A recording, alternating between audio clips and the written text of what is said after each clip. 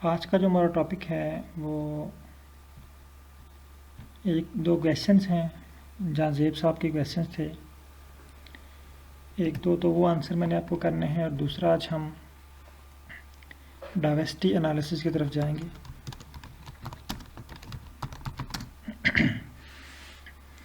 कि diversity analysis क्या है। ओके,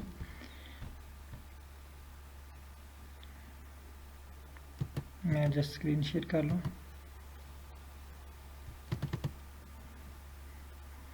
काइंडली मुझे तमाम पार्टिसिपेंट एक दफ़ा कंफर्म कर दें कि मेरी आवाज़ तमाम पार्टिसिपेंट तक पहुंच रही है और स्क्रीन आपको शो हो रही है आर स्टूडियो की।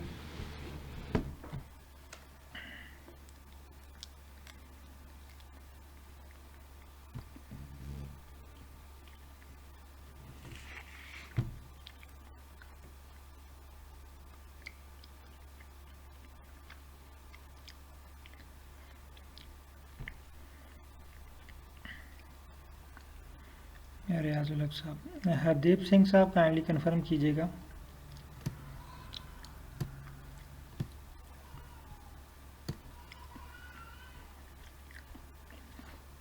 चलें ठीक है। अच्छा जहाँ साहब, आपका एक मैसेज आया था ग्रुप में कि आई थिंक आपका ही था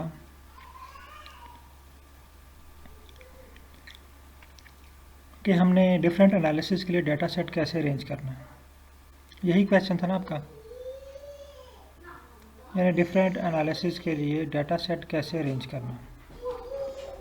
देखिए, अगर तो ये आप किसी और सॉफ्टवेयर पे काम कर रहे होते ना तो आपको सारी चीज़ें मैनुअली करना पड़ती।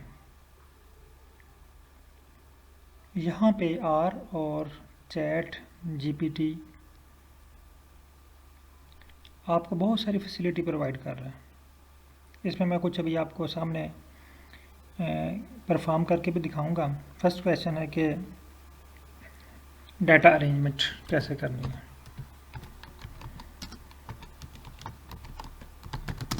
जब भी आपने एनालिसिस करना ना, ज़्यादातर आपके एनालिसिस जिस तरह मैंने आपको फाइकस का डाटा सेट दिया है ना, उस तरह के डाटा सेट पे परफॉर्म हो जाएंगे। आपका पीसी उस पर बन जाएगा, आपका कोरिलेशन उस पर बन जाएगा, आपका हीट मैप उस पर बन जाएगा, आपका अनोवा जो है वो वन वे अनोवास पे हो जाएगा, आपके जो है वो कोरिलेशन मैप उस पर बन जाएगा। यानी मैक्सिमम आपके एनालिसिस जो हम सीख रहे हैं वो उस डाटा सेट के ऊपर, उस फॉर्मेट के ऊपर आपके परफॉर्म हो जाएंगे। लाइक आप कहते हैं, जाजेब साहब कहते हैं, सर अगर मैं वहाँ पे हमने सीखा था कि जब हम ग्राफ बना रहे थे, बार ग्राफ अनोवा, तो एक वेरिएबल्स के दरमियान हमने किया। यानी एक साइड पे हमारे पास स्पीशीज़ होगी एक्स एक्सिस पे, और वाई एक्सिस पे हमारे पास थी, एक्स एक्सिस पे हमारे पास स्पीशीज़ और वाई एक्सिस पे हमारे पास थे कोई एक वेरिएबल था, मसलन पेटल विड्थ। इस तरह हमारा प्लॉट बना था, यानी एक्स एक्सिस पे स्पीशीज़ और वाई एक्सिस पे पेटल विड्थ। जहाँ ज़हीब साहब कहते हैं कि सर मैं चाह रहा हूँ कि वाई एक्सिस पे petal width, sepal length, petal width, petal length, यानी तमाम 4 वेरिएबल्स होने चाहिए, या इन 4 वेरिएबल्स के अलावा आपके पास और वेरिएबल है, मे बी आपके पास 10 वेरिएबल हों, 20 वेरिएबल हों। क्या उनके ऊपर मैं जब बार ग्राफ बनाऊं तो मुझे डाटा सेट किस तरह अरेंज करना पड़ेगा, ये क्वेश्चन आपका, ठीक है। अब यहाँ पे आ जाते हैं, मैं आपको बताता हूँ। डाटा सेट जो है ना मोस्टली वो 2 तरह से अरेंज होता है। एक हम कहते हैं वाइड फॉर्म,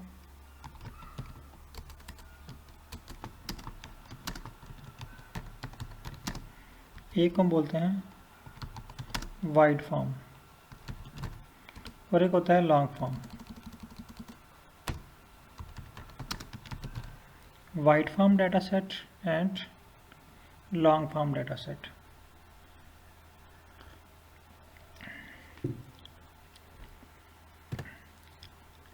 इतना क्लियर है। अब वाइड सेट डाटा सेट किस तरह का होता है और लॉन्ग फॉर्म का डाटा सेट किस तरह का होता है, ये मैं आपको दिखाता हूँ। ये मैं आपको 2 वे अनोवा, 3 वे अनोवा, 4 वे अनोवा, मल्टीपल अनोवा के लिए बता रहा हूँ। 1 वे अनोवा के लिए आपने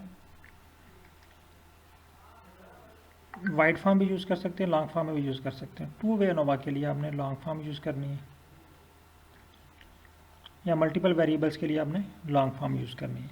लेकिन ये चीज़ें हमें याद नहीं है, फिर भी हमें परेशान होने की ज़रूरत नहीं है। हमने जो टूल सीखा है चैट जीपीटी, वो आपको खुद से अरेंज करके देगा। पहले आप उसको टास्क बताएंगे ना कि मैंने ये टास्क करना है, वो आपकी डाटा की अरेंजमेंट ऑटो कर लेगा। आपको मैनुअली, जैसे एक्सेल के ऊपर हम एनालिसिस करते हैं, एक्सेल स्टैट के ऊपर या एसपीएसएस के ऊपर के, तो हमें डाटा अरेंज करना पड़ता है। यहाँ पे आपको आर ही डाटा अरेंज करके दे देगा। जहाँ से सब बात क्लियर हुई है, अभी मैं आपको अरेंज करके दिखाता हूँ। अगेन हम सिंपल सा ग्राफ बनाते हैं, वही बार ग्राफ पे आ जाता हूँ मैं दोबारा।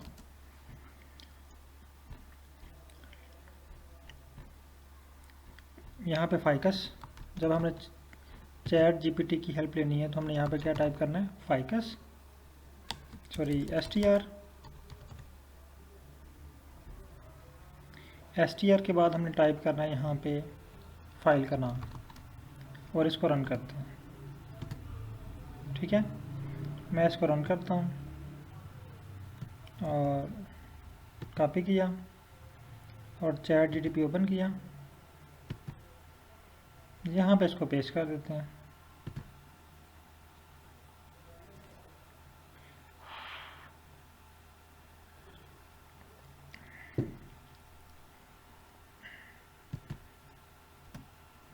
ये मैंने इसको पेस्ट कर दिया। अब मैं इसको बताता हूँ, एक और से सुनिएगा। आई थिंक स्क्रीन शेयर हो रही है ना आपको, आई थिंक हो रही है। अच्छा जी, यहाँ पे जो मैं आपको बताना चाह रहा था कि यहाँ पे आपने टाइप करना है, I want to create a bar graph. मैं यहाँ पे एक बार ग्राफ बनाना चाह रहा हूँ। ठीक है, I need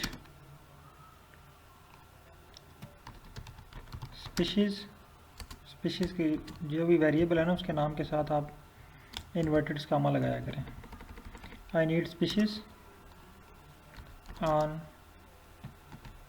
x axis and other 4 variables on Y axis.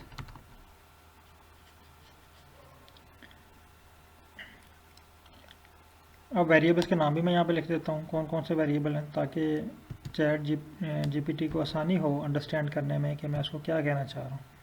जब उसको आप फुल डिटेल बताएंगे ना और आपकी बात वो समझ आएगा, तो फिर आपको वो गलत कोड नहीं लिख के देगा। जब वो आपकी बात नहीं समझ पाएगा, आप उसको समझा नहीं पाएंगे, तो फिर वो आपको जो है ना, वो स्क्रिप्ट आगे पीछे जो उसको समझ आएगी वो आपको टाइप करके दे देगा।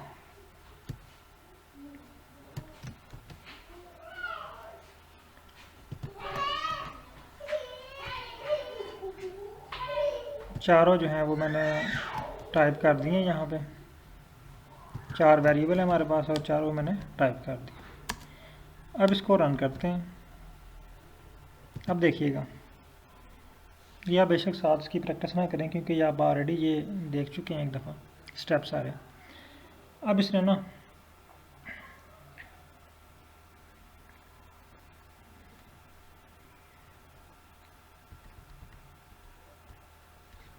मुझे 2 स्क्रिप्ट लिख के दिए हैं।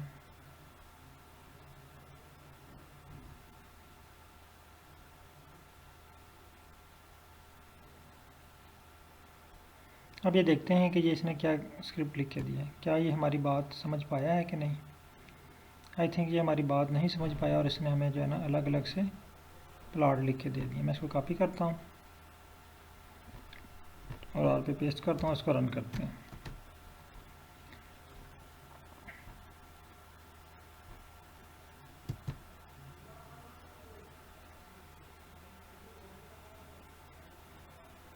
अब ये देखें, इसने मुझे ना 4 प्लॉट बना के दे दिए। 1 2 सॉरी, बल्कि इसने क्या किया जी, बार ग्राफ फाइकस स्पीशीज़ ये इस तरह बना के दे दिया। मुझे इस तरह तो नहीं रिक्वायर्ड ना, मुझे ऑल वेरिएबल्स का ग्राफ रिक्वायर्ड है। मैं इसको दोबारा बताता हूँ। नो I need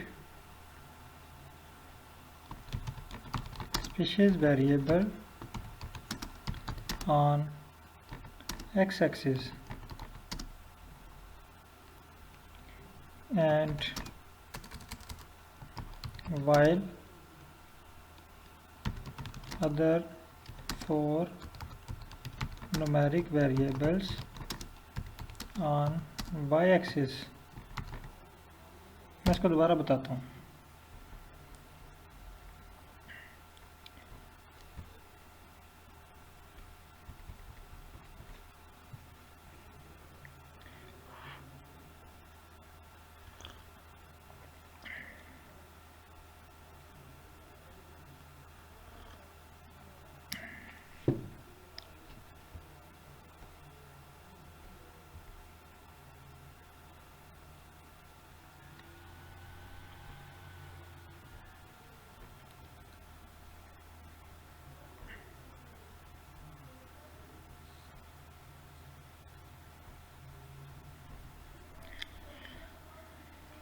ये हमारी बात नहीं समझ पाया। मैं अगेन इसको जो है ना न्यू चैट ओपन करके बताता हूँ।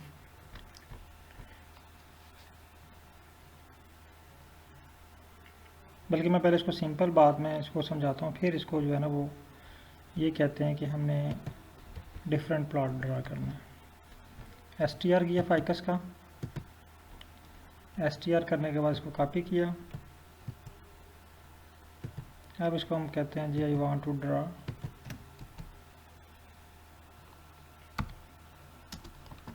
a bar plot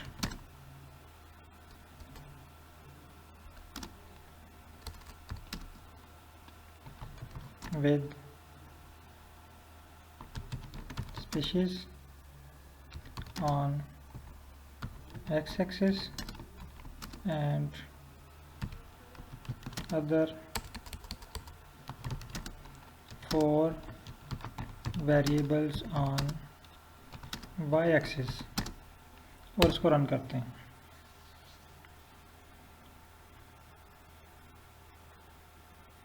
हाँ, अब ये हमारी बात समझ गया ना, मैंने इसको क्लियर हो गया। ये देखें,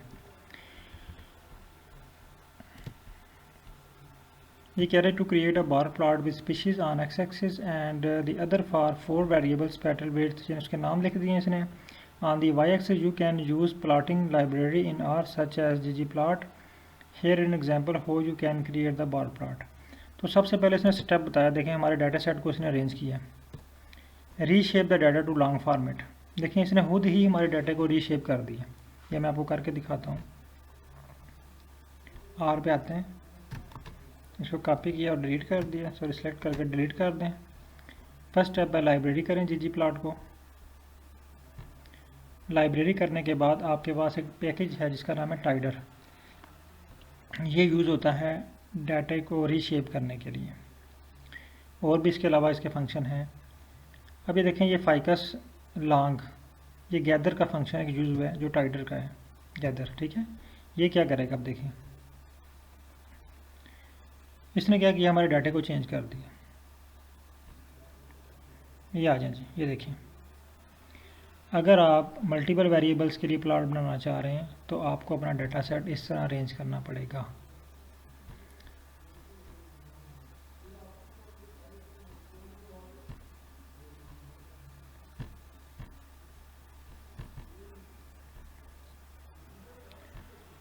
सॉरी, एक्चुअली आई थिंक पता नहीं कब डिस्कनेक्ट हो गया, और चले मैं अगेन आपको रिपीट कर देता हूँ। अच्छा, मैंने अब अगेन यहाँ पे टाइप किया, उसको स्क्रिप्ट को ना STR किया, और जस्ट यहाँ पे लिखा I want to draw a bar plot with species on x axis and other 4 variables on y axis.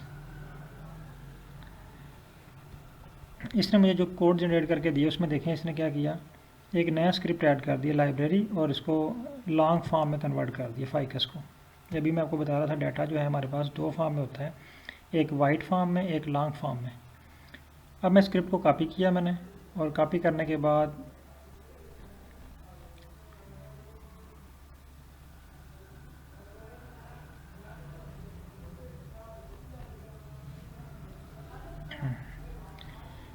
Sorry actually ये ऑटो कहीं से ना डिस्कनेक्ट हो गया था। काइंडली अब आवाज़ आ रही है मेरी? ओके।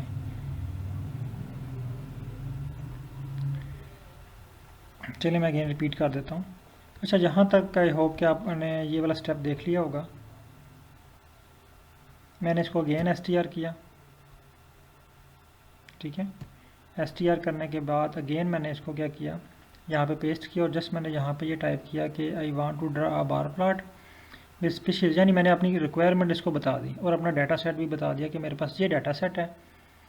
अब मुझे नहीं पता कि मैंने इसको कैसे अरेंज करना है, मुझे ये वाला प्लॉट चाहिए। जैसे जाजेब साहब ने कहा कि सर मुझे कैसे पता चलेगा कि ये वाला प्लॉट बनाना है, तो मैंने डाटा सेट कैसे अरेंज करना है। मुझे भी नहीं पता कि मैंने ये प्लॉट बनाना है, तो मैंने डाटा सेट कैसे अरेंज करना है। मैंने चैट जीपीटी को बताया कि ये मेरा डाटा सेट है और मैं इस तरह का प्लॉट बनाना चाह रहा हूँ। अब इसने देखें मुझे खुद ही बता दिया कि आपने डाटा इसको रीशेप करना है। देखिए, reshape the data to long format. पहले मेरे पास वाइट फॉर्म में है, वो कह रहे हैं इसको लॉन्ग फॉर्मेट में कन्वर्ट करें। तो जब आप इस पर 3-4 दफ़ा इस तरह प्रैक्टिस करेंगे ना डिफरेंट डाटा की, तो जब आप नेक्स्ट उस पर एनालिसिस करेंगे तो आपको ऑलरेडी पता होगा कि मैंने अगर ये मल्टीपल वेरिएबल्स के लिए ये ग्राफ्स बनाने हैं तो मैंने लॉन्ग फॉर्म में यूज़ करना है। ठीक हो गया। यानी जो ग्राफ आपके सामने आएगा ना, आपके सामने कोई ग्राफ पड़ा हुआ है, आप चैट जीपीटी को बताते हैं कि ये मेरे पास डाटा सेट है। आपके पास जो मैक्सिमम जो लोगों के पास जो डाटा सेट होता है ना, फाइकस वाले फॉर्मेट पे ही होता है, ठीक है। मे बी ट्रीटमेंट आपके डिफरेंट हो सकते हैं। हमारे पास एक जो कॉलम है वो करेक्टर का है, आपके पास 3 हो सकते हैं, 2 हो सकते हैं, 1 हो सकते हैं। तो आपने जस्ट क्या करना है, उसको बताना है कि ये मेरा डाटा सेट है, इसके ऊपर मैं ये प्लॉट ड्रा करना चाहता हूँ। वो खुद ही आपको सारी गाइड करेगा कि आपने यहाँ पे कौन सा फॉर्मेट यूज़ करना है। अब देखिए उसने मुझे जनरेट करके दे दिया कि पहले देखिए उसने मुझे जनरेट करके दिया, वो मेरी रिक्वायरमेंट के मुताबिक नहीं था। मैंने उसको कहा नहीं, ये मेरी रिक्वायरमेंट नहीं है, मेरी ये रिक्वायरमेंट है। जब मैंने उसको दोबारा अपनी रिक्वायरमेंट बताई तो उसको मेरी रिक्वायरमेंट समझ आ गई। अब उसने क्या किया, मुझे न्यू स्क्रिप्ट जनरेट करके दे दिया। अब न्यू स्क्रिप्ट को मैंने यहाँ पे पेस्ट किया। अब यहाँ पे देखें, जब मैंने इसको अगेन मैं रन करके दिखाता हूँ आपको। लाइब्रेरी किया, लाइब्रेरी करने के बाद टाइटल को लाइब्रेरी किया। टाइटल के बाद ये जो फंक्शन है हमारे पास एक स्क्रिप्ट लिखा हुआ है, ये यहाँ पे गैदर का फंक्शन यूज़ हुआ है, ठीक है। गैदर क्या करता है, ये वाइट फॉर्म को लॉन्ग फॉर्म में कन्वर्ट कर देता है। जिस तरह हम एक्सेल में ट्रांसपोज करते हैं ना, यानी वो जो होते हैं कॉलम्स रोज़ में कन्वर्ट हो जाती हैं, रोज़ कॉलम में कन्वर्ट हो जाते हैं। तो यहाँ पे गैदर भी सेम इसी तरह ही है, ये वाइट फॉर्म को लॉन्ग फॉर्म में कन्वर्ट कर देता है। मैं इसको रन करता हूँ। इसको रन करने के बाद देखें आप कि जो हमारे पास ग्लोबल इन्वायरमेंट है, यहाँ पे एक और फाइल जनरेट होगी फाइकस लॉन्ग के नाम से। मैं इसको क्लिक करता हूँ। अब ये देखें, इसने हमारे डाटा सेट को एक और तरह का डाटा सेट बना दिया। हमारा ओरिजिनल डाटा सेट देखें और ये वाला देखें। ये देखें, हमें यहाँ पे अपने डाटा सेट को अरेंज ही नहीं करना पड़ा, इसने हमें खुद अरेंज करके दे दिया। जैसे ऐसा क्लियर हुई है बात।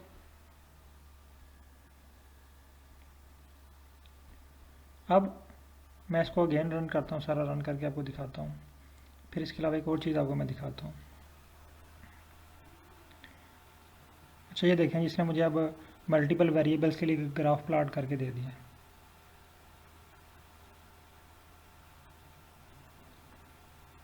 ठीक है। अच्छा, अब एक और बहुत इंपॉर्टेंट बात आपको बताने लगा हूँ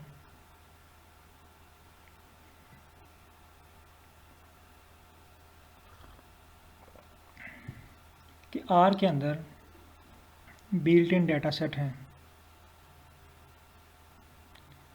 सर ये भी मैं आपको टाइम दूंगा, ये आपने खुद एक दफ़ा ट्राई करना है इसको जनरेट करने की ना, खुद से जनरेट करें इसको। ये मैं शेयर भी कर दूंगा, लेकिन आपने जो प्रैक्टिस करनी है तो खुद से जनरेट करना है। जनरेट हुए कोड पे आपने प्रैक्टिस नहीं करनी, आपने खुद जनरेट करना है कोड। ये कोड जनरेट करने की प्रैक्टिस करनी है आपने। मैं ये शेयर कर देता हूँ ग्रुप में। अच्छा, जो मैं बात आपको बताने लगा था वो ये है कि आर के अंदर हर तरह का डाटा सेट मौजूद है, हर एनालिसिस के लिए।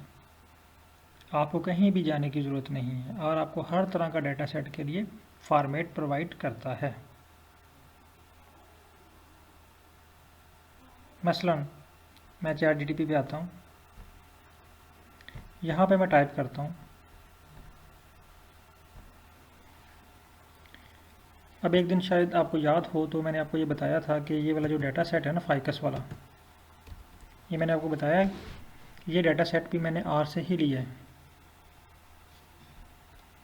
As a format. ये आर के अंदर एक फॉर्मेट पड़ा हुआ है, ये बताया था आप लोगों को।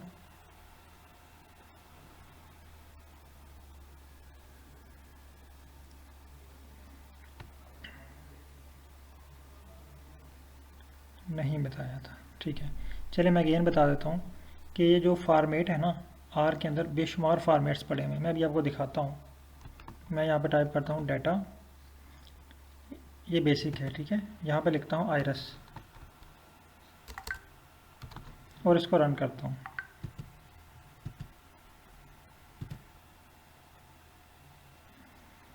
अब देखें जैसे ही मैंने इसको रन किया ना, मेरे पास स्क्रीन नंबर 3 पे यहाँ पे आयरस का एक डाटा सेट आ गया। अब आयरस को और फाइकस को कंपेयर करें, मैंने जस्ट इस फाइल का नाम चेंज किया हुआ है। इसमें भी 150 ऑब्जर्वेशन है, इसमें भी 150 ऑब्जर्वेशन है। 5 वेरिएबल। इसको ओपन करके देखते हैं। ये देखिए सेम वही चीज़ें हैं, जस्ट मैंने यहाँ पे टोसा की जगह पे S1 कर दिया हुआ, फिर S2 कर किया हुआ है, फिर S3 किया हुआ है। Same file same format R के अंदर पड़ा हुआ है ना। अब अगर आप लोग यहाँ पे आप अपनी स्क्रीन के ऊपर आर के ऊपर टाइप करें यहाँ पे डाटा और ब्रैकेट में लिखें इन्वर्टेड कामा के अंदर आयरस, चेक करें कि आपके पास डाटा आ रहा है स्क्रीन नंबर 3 पे। अगर आ रहा है तो आप यस लिखें, अगर नहीं आ रहा तो नो।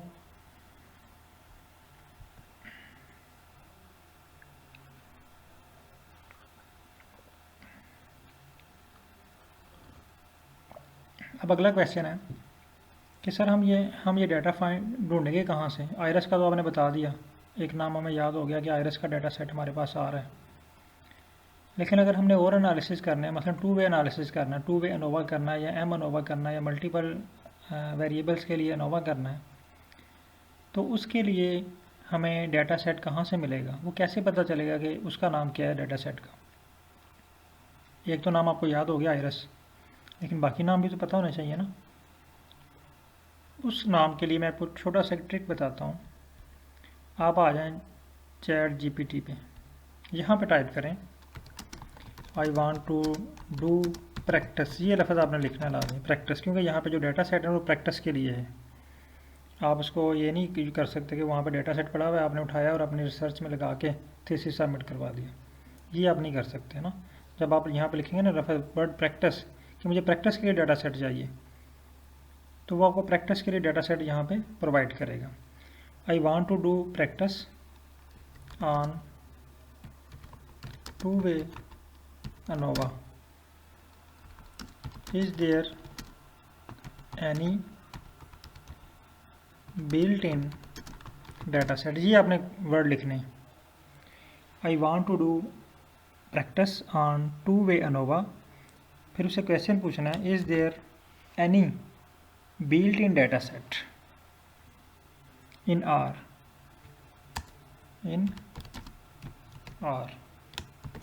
ये क्वेश्चन इससे पूछें, देखें आपको क्या आंसर करता है।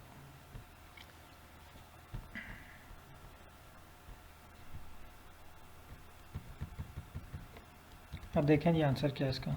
Yes, R come with several built in data set that you can use for practicing analysing of variance on such data set is plant growth data set. This data set contains the result of an experiment on the growth of 3 different type of plants under the 2 different condition। देखें ना, 2 different conditions आ गई, 2 factors आ गए, तो it's mean कि यहाँ पे जो ANOVA apply होगा वो 2 वे एनोवा अप्लाई होगा।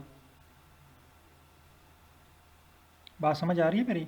अब ये देखें यहाँ पे जो फाइल का नाम है उसका नाम क्या है, प्लांट ग्रोथ। हमने क्या करना है, जस्ट ये देखें उसने मुझे स्क्रिप्ट भी दे दिया है और पूरा स्क्रिप्ट लिख के दे दिया कि अगर इसके ऊपर आप 2 वे एनोवा लगाना चाहते हैं तो उस पर कैसे कर सकते हैं।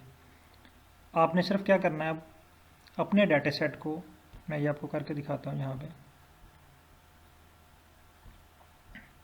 अपना जो डाटा सेट है आपके पास, इसको अपने डेटा सेट को यहाँ पे प्लांट ग्रोथ की जगह पे लिखना है। ठीक है, मैं आपको ये प्लांट ग्रोथ दिखा देता हूँ किस तरह का डाटा है। ये मेरे पास आ गया प्लांट ग्रोथ का डाटा। अब ये देखें, ये देखें ना, ये लॉन्ग फॉर्म में लिखा हुआ है। इसमें 2 ग्रुप हैं, ठीक है, 2 वेरिएबल्स हैं, और इस पर हम 2 वे एनोवा अप्लाई कर सकते हैं। यानी यहाँ पे हम ग्रुप में TR-T2, ठीक है, ये चेक कर सकते हैं। अच्छा, अब बाकी हम स्क्रिप्ट रन करते हैं। str कर लेते हैं इसका। str की हमें ज़रूरत नहीं है, हम नेक्स्ट एनोवा रन करते हैं, क्या देता है रिज़ल्ट। अब कह रहा है जी, सॉरी,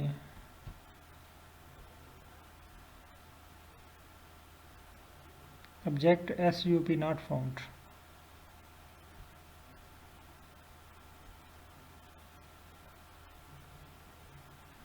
अब ये कह रहा है जिसमें कोई ऑब्जेक्ट है, ये ग्रुप, ये SP नॉट फाउंड, ठीक है। तो मैं इसको बताता हूँ कि ये ग्रुप नहीं है। आप इस पर एक दफ़ा कन्फर्म कर लीजिएगा। ये जो फ्री वाला वर्जन है ना, अगर आप पेड यूज़ कर रहे हो तो फिर वो समझेंगे कन्फर्म्ड ओके है। अगर फ्री वाला है तो ये आपको 2-3 चक्कर लाजमी लगवाएगा अपनी वेबसाइट पे लाने के लिए। मैंने इसको एरर बता दिया, एरर को कॉपी करें। अब मे बी ये हमें कोई और डाटा सेट दे दें। अब ये कह रहे हैं check the variable name in the plant data set. ये है SUPP, और वहाँ पे स्पेलिंग है वो भी ठीक है।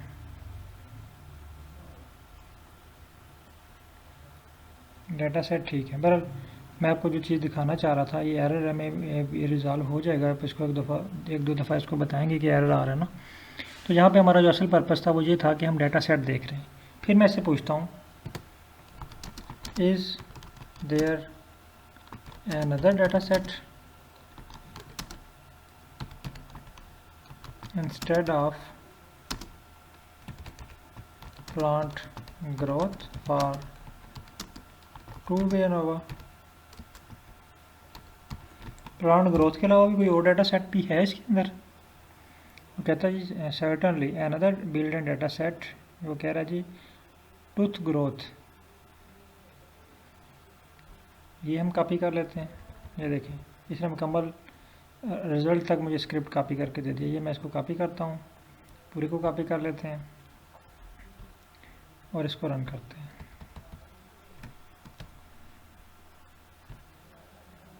अब टूथ ग्रोथ का डाटा देख लेते हैं। ये देखें, ये इस फॉर्म में, हाँ इस पे एनोवा जो है वो अप्लाई होगा 2-वे, ठीक है। वहाँ पे जो है ना वो ये वाला कॉलम मिसिंग था, SUP। यहाँ पे प्लांट ग्रोथ में SUP वाला कॉलम मिस है, यहाँ पे ये 1-वे एनोवा लगेगा। तो यहाँ पे हम ये 2-वे एनोवा के लिए डाटा सेट है, ठीक है, SUPP। हमने अपने डाटा सेट को इस तरह अरेंज कर लेना है, या हमारा इसी फॉर्म में हो डाटा, यहाँ पे हम उसको कह दें कि लॉन्ग फॉर्म में कन्वर्ट कर दो, हमें खुद अरेंज ना करना पड़े, हम उससे ही लॉन्ग फॉर्म में कन्वर्ट करवा लें। या आप एक और काम कर सकते हैं, अगर आपको पता है टूथ ग्रोथ का डाटा इस तरह है, तो आप उसको ये कह सकते हो कि मेरा जो फाइकस का डाटा सेट है ना, मैं इसको टूथ ग्रोथ के डाटा की तरह अरेंज करना चाह रहा हूँ। जिस तरह टूथ ग्रोथ का डाटा है ना, सेम मैं चाह रहा हूँ कि मेरे फाइकस की फ़ाइल भी उसी तरह अरेंज हो जाए। तो आपको उस तरह का स्क्रिप्ट लिख के दे देगा, आपकी फाइकस की फ़ाइल उस तरह अरेंज हो जाएगी। समझ आ रही है मेरी बातों की कि नहीं आ रही? पॉइंट्स क्लियर हो रहे हैं? काइंडली कन्फर्म कीजिएगा, पॉइंट्स क्लियर हो रहे हैं? कोई क्वेश्चन आपका? बाकी पार्टिसिपेंट काइंडली।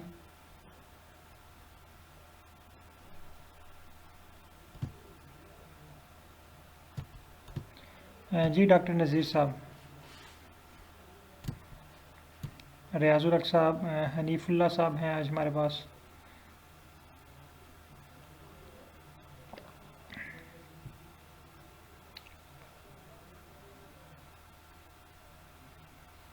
ओके सर, बहुत शुक्रिया।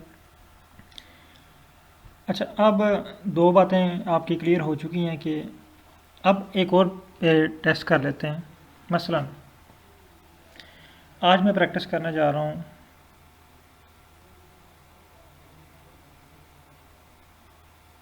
ओ sorry study area map. Yes,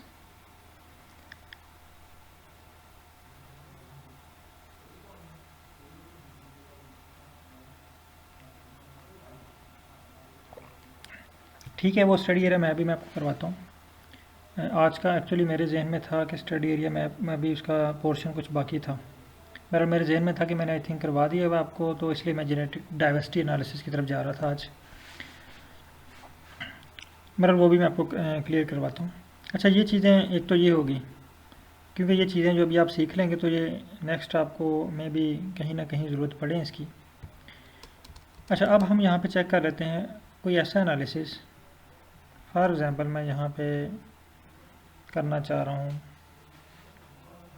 genetic diversity find करना चाह रहा हूँ।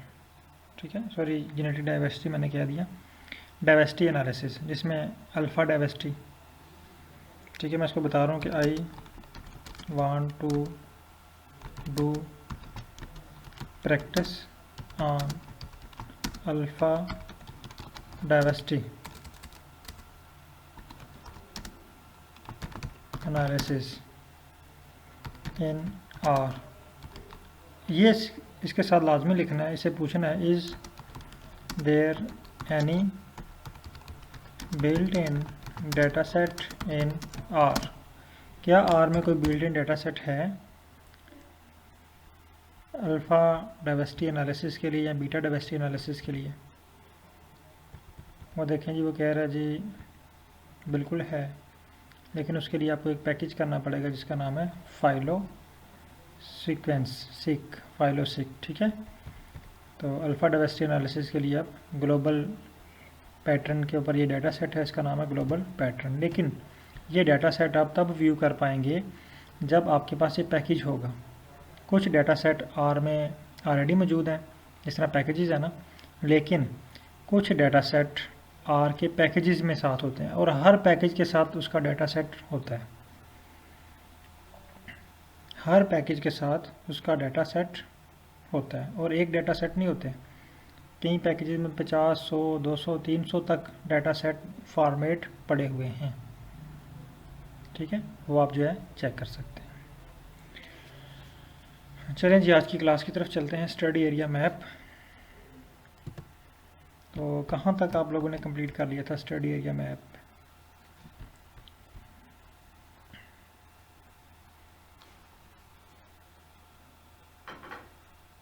आप में से कोई पार्टिसिपेंट जल्दी से स्टडी एरिया मैप बना के दिखाएगा?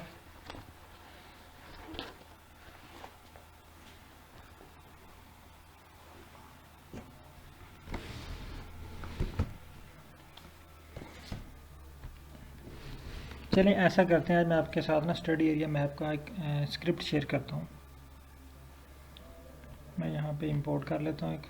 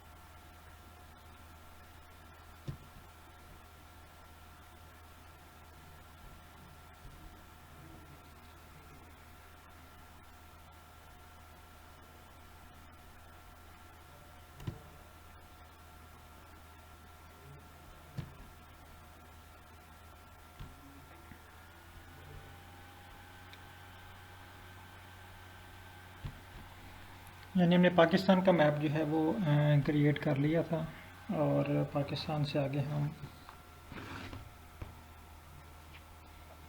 हाँ यहाँ तक यानी सिटी लेवल तक का मैप हमने जो है वो क्रिएट कर लिया था।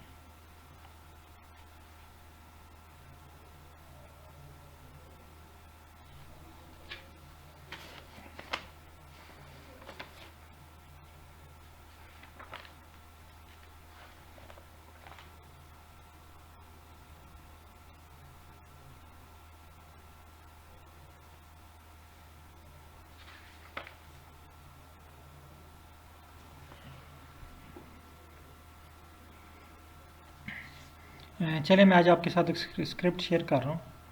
ये ऑलरेडी मेरे पास बना पड़ा हुआ है। तो एक्चुअली मेरे जहन में था कि मैं आपको टॉपिक जो है वो दूसरा भी करवा देता, तो बहरहाल इससे हमारा जो है वो टॉपिक जल्दी क्लियर हो जाएगा।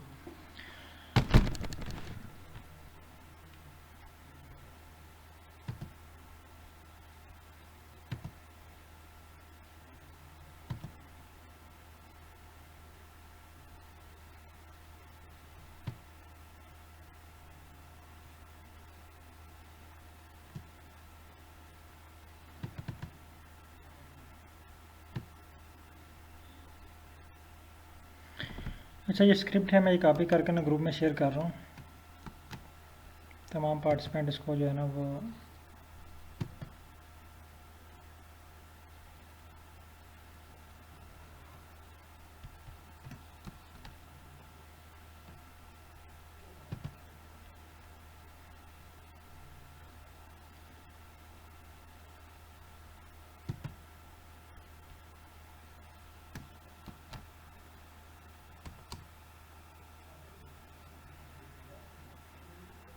व्हाट्सएप ग्रुप में मैंने शेयर कर दिया है।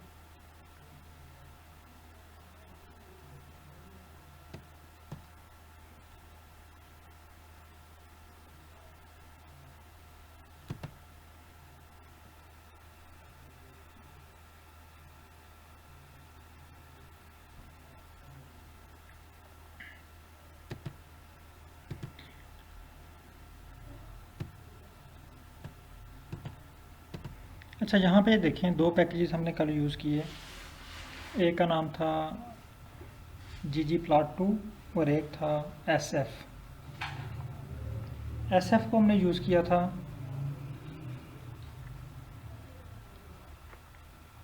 फाइल को इंपोर्ट करने के लिए और मैप को ड्रा करने के लिए। तो मैं अगेन जो है ये फ़ाइल इंपोर्ट कर लेता हूँ, बल्कि स्टार्ट से हम करते हैं ताकि हमारे पास अगर ये फाइल है तो यहाँ मेरे पास ये स्क्रिप्ट में थोड़ी सी चेंजिंग है, वो हम उसको एडजस्ट कर देंगे। ठीक है, तो मेरे पास जो लोकेशन थी मैप की, मैं अगेन यहाँ पे लिख लेता हूँ PAK।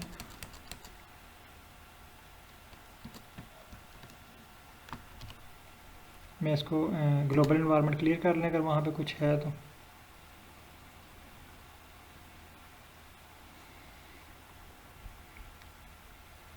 पैकेजेस को लाइब्रेरी करें पहले।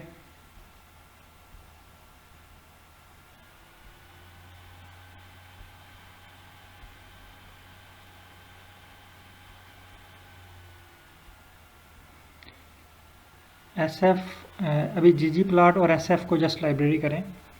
ग्रिड एक्स्ट्रा भी आपको इंस्टॉल करना पड़ेगा, उस पर अभी ना जाएं आप।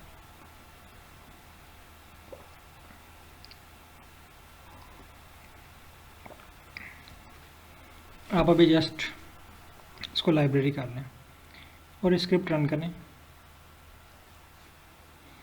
ये देखिए, इसने मुझे एरर दे दिया। आपको भी इसने एरर दिया होगा।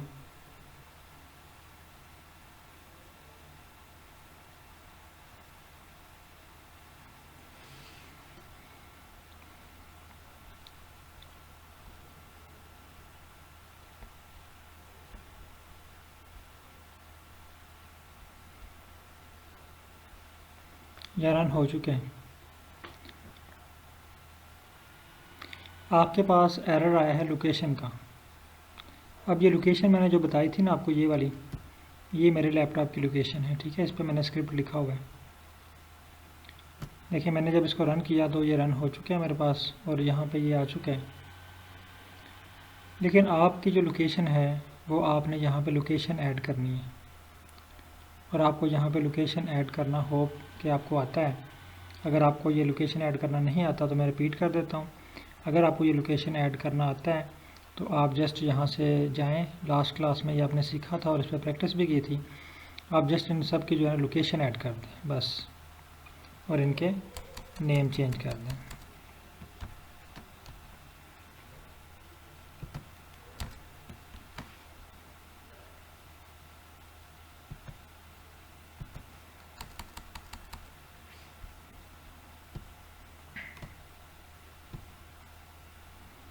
फॉर स्क्रिप्ट हमने लिखे थे, 4 लाइनें लिखी थी, और यहाँ पे हम कर लेते हैं सिटी। यहाँ तक कोड आप एडिट कर लें, कोड एडिट करें और कंफर्म करें कि आपके पास 4 जो फाइल्स हैं हमारी वो आ चुकी हैं।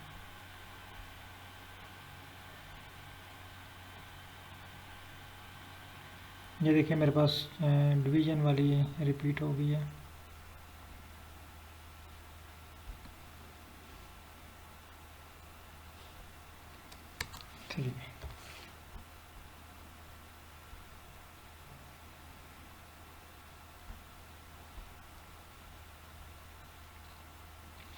चलिए मैं रिपीट कर देता हूँ आपको। फाइल को इंपोर्ट करने के लिए, फ़ाइल इंपोर्ट की हमने, ठीक है। मैप बनाने के लिए आपने जब फाइल इंपोर्ट करनी है, फाइल को इंपोर्ट करने के लिए आपने टाइप करना है htread।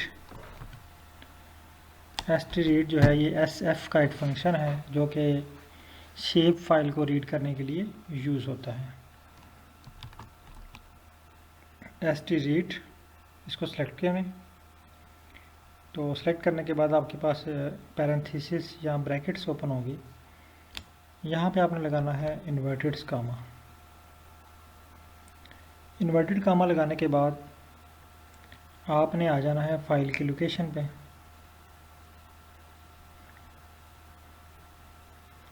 मेरे पास ये लोकेशन है इसकी। आपके पास आपने जहाँ पे इसको सेव किया हुआ है मैप का डाटा, ये लास्ट क्लास में मैंने आपको इंपोर्ट करवाया था।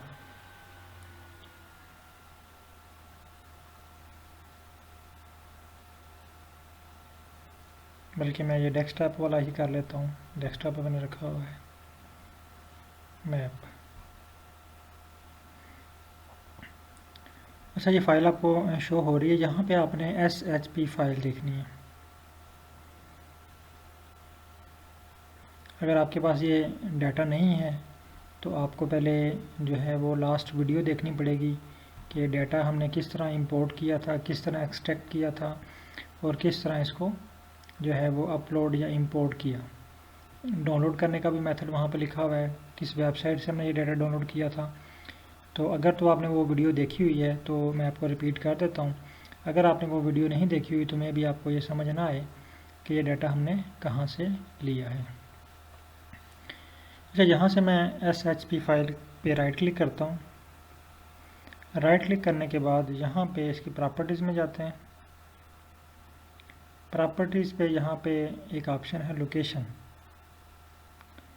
लोकेशन से ये कॉपी करें, ये सारा जो इसका एड्रेस है, ठीक है। कॉपी करने के बाद आप आ जाएं R पे। यहाँ पे जो इन्वर्टेड कामे हमने लगाए हैं ये वाले, मैं इनको डिलीट कर देता हूँ सारे को ताकि तमाम आपको अगेन करके दिखाऊँ। यहाँ पे इन्वर्टेड कामा लगा दिए। इन्वर्टेड कामा मैंने ये एड्रेस लिखा, अगेन मैंने यहाँ पे स्लैश लगाई और दोबारा आ जाते हैं फाइल पे। अब यहाँ से फ़ाइल का नाम कॉपी करना है, ये ऊपर लिखा हुआ है, ठीक है। फ़ाइल का नाम कॉपी करें। कॉपी करने के बाद आ जाए यहाँ पे दोबारा R के ऊपर और ये जो लास्ट आपने स्लैश लगाई है इसके बाद पेस्ट कर दें, ठीक है। अब आपने क्या करना है, ये सिंगल स्लैश है, आपने इसको डबल स्लैश कर देना है।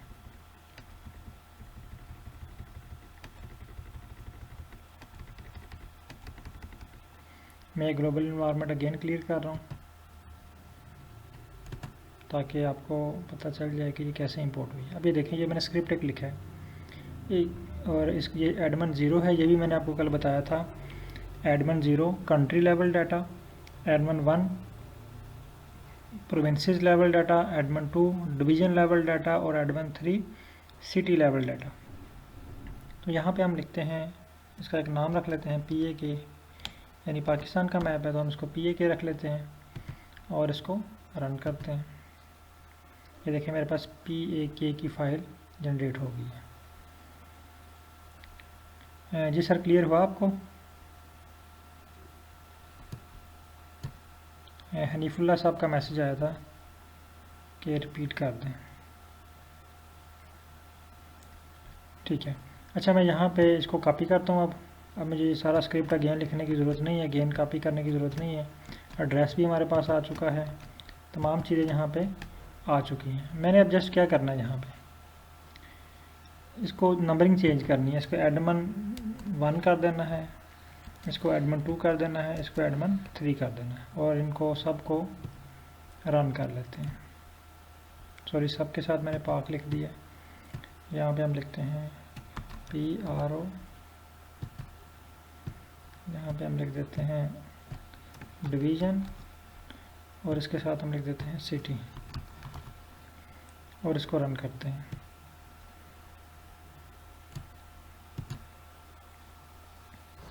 तो 4 जो हैं वो डाटा सेट मेरे पास जनरेट हो चुके हैं, जिसमें पाकिस्तान का है, डिवीज़न का है, प्रोविंसेस का है, सिटी का है। ठीक है। तो आज हम जो है वो, मैं स्क्रिप्ट यहाँ पे अगेन लिखता हूँ।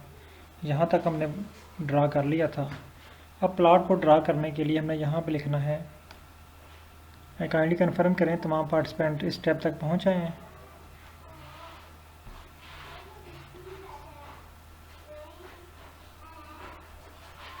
यहाँ पे हम जस्ट 2 मिनट की ब्रेक लेते हैं, और आप तब तक जो है इसको इस स्टेप को यहाँ तक कंप्लीट।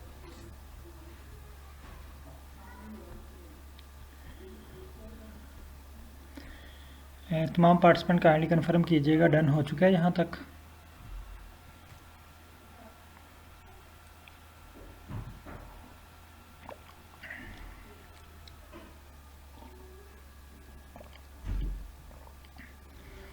चलें, जाजेब साहब के पास डन हो चुका है, तो मैं इसको नेक्स्ट स्टेप पे लेके चलता हूँ। मे भी आप में से किसी के पास इंटरनेट इशू हो, या अभी मोबाइल से ज्वाइन किया हो और प्रैक्टिस ना कर पा रहे हूँ। बहरहाल मैं नेक्स्ट स्टेप पे चलता हूँ। अच्छा, यहाँ पे अब मैप बनाने के लिए हमने ggplot का सहारा लेना है। ggplot वही पैकेज आ गया, ग्राफ बनाने के लिए हम यूज़ करते थे। यहाँ पे अब हमने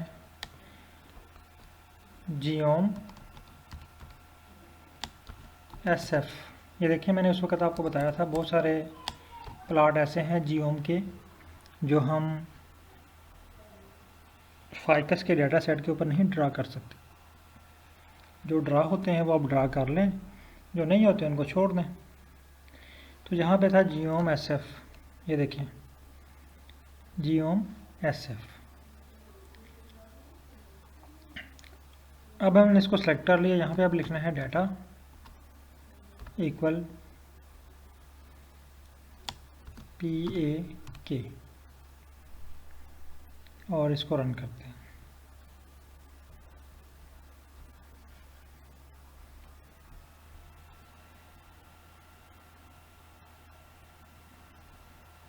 ये देखें, ये मेरे पास जो है वो पाकिस्तान का मैप क्रिएट हो चुका है। कल हमने ये डिफरेंट मैप जनरेट किए थे डिफरेंट स्क्रिप्ट में। आज हम एक ही स्क्रिप्ट में इसको ड्रा करेंगे और वहाँ से कुछ स्पेसिफिक रीजन, कुछ एरिया एक्सट्रैक्ट करेंगे।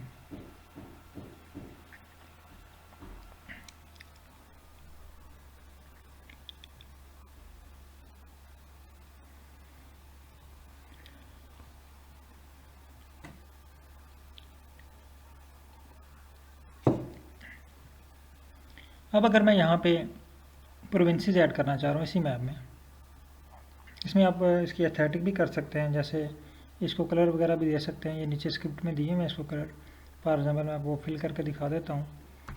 अभी हम सिंपल पे काम करते हैं। फिल इक्वल, यहाँ पे हम कर लेते हैं ग्रीन, और इसको रन करते हैं।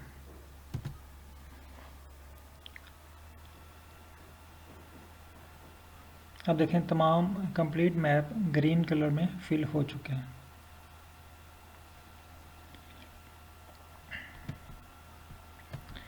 अब यहाँ पे हम प्लस ऐड करते हैं। लास्ट टाइम हमने न्यू स्क्रिप्ट लिखा था, लेकिन अब हम इसी में ऐड करते हैं, नया मैप नहीं बनाते।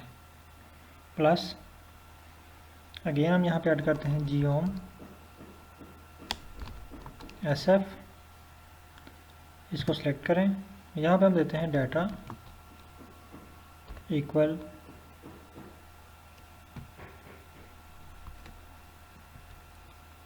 प्रोविंसेस और इसको रन करते हैं।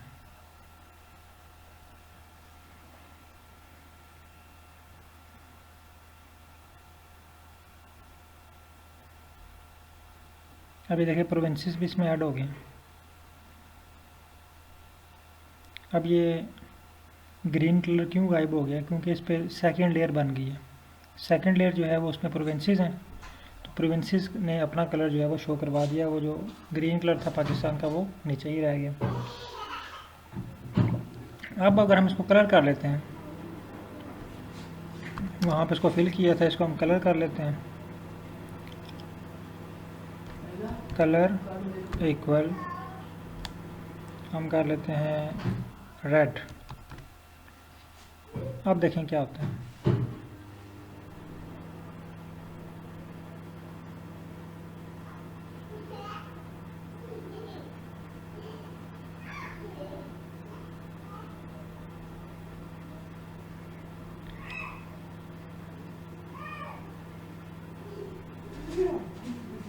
आपने जस्ट इस तरह एक्सेल की फ़ाइल इंपोर्ट करते हैं ना, आपने उस फॉर्म में इस डाटे को इंपोर्ट कर लेना एक्सेल की फॉर्म में, ठीक है।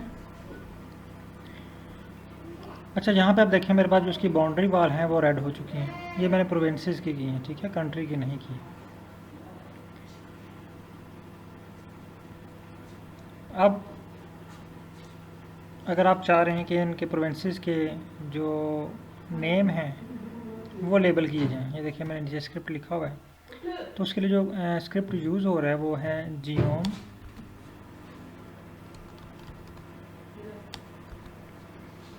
SF टेक्स्ट, जियोम SF टेक्स्ट, यानी इसमें हम टेक्स्ट ऐड करना चाह रहे हैं। ब्रैकेट, डाटा हमारा क्या है? प्रोविंसेस, ठीक है। एस्थेटिक में हम ऐड करेंगे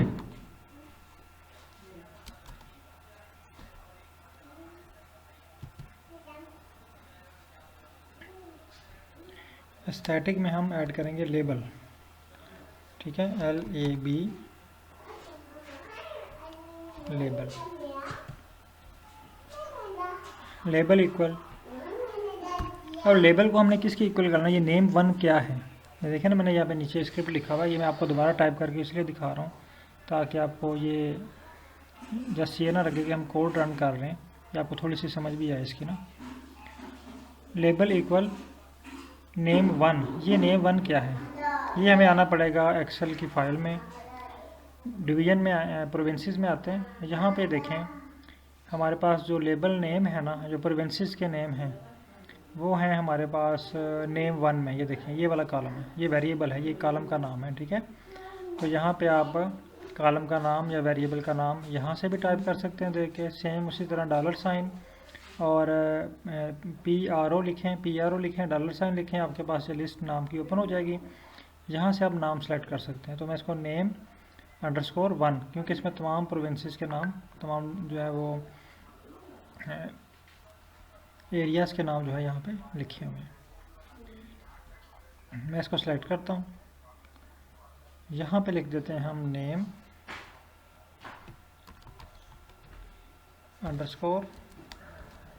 _1, यानी ये वो वाली फ़ाइल पिक कर लेगा, ठीक है। अब इसको देखते हैं रन करके।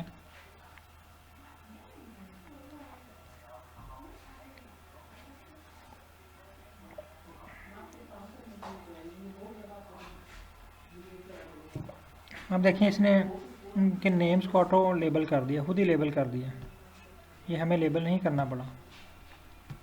लेकिन यहाँ पे थोड़े से कुछ साइज़ बड़ा है, कुछ ये आपस में मिक्स हुए हैं ना, इसको एडजस्ट करने के लिए ये जो पोजीशन यूज़ होती हैं ये वाली, ठीक है, यानी यहाँ पे इसका साइज़ भी रख लेते हैं हम। साइज़ यहाँ पे हमने 3 एडजस्ट किया हुआ है, आप 4 भी रख के चेक कर लें, 2 रख के चेक करें, साइज़ इक्वल 3। ये नॉच वाई का मतलब होता है वाई लेवल पे आपके जो टेक्स्ट है इसकी पोजीशन एडजस्ट करना।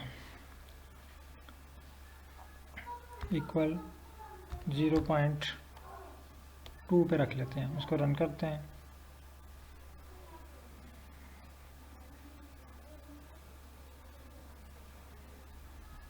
यहाँ पे कॉमा नहीं है। अब इसको रन करते हैं।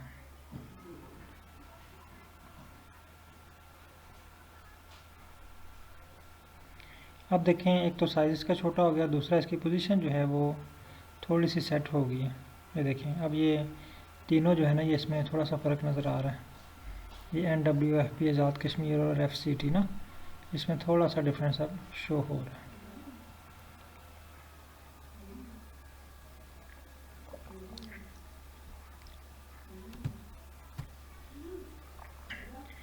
अब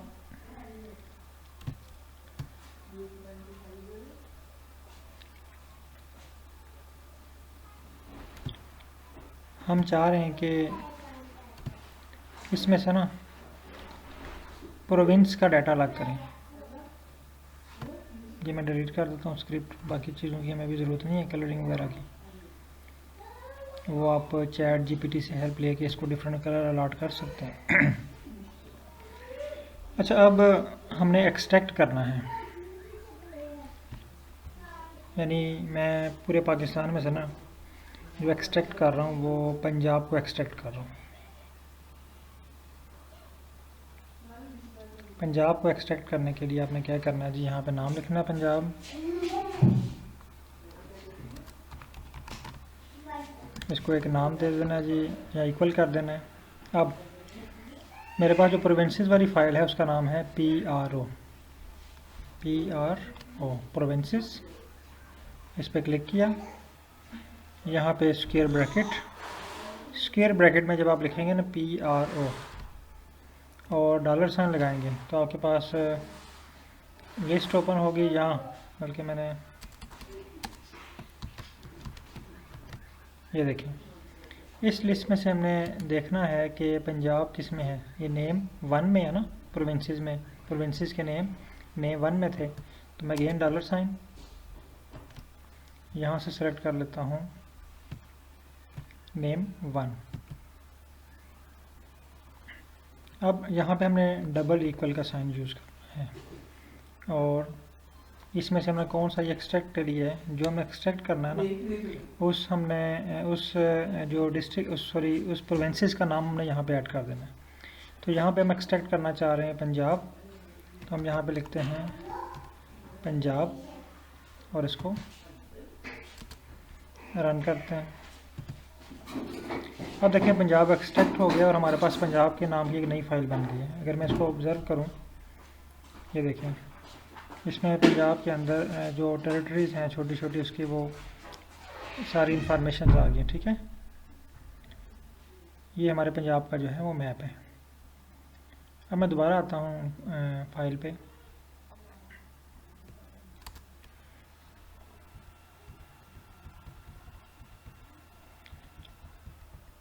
अब जो मैंने पहले वाला मैप बनाया था ना, ये वाला, इसको मैं एक नाम दे देता हूँ मेन मैप। देखें, 2 मैप हमारे पास बन गए ना। अब अगर मैं पंजाब का मैप ड्रा करके चेक करूँ, यहाँ पे देखें,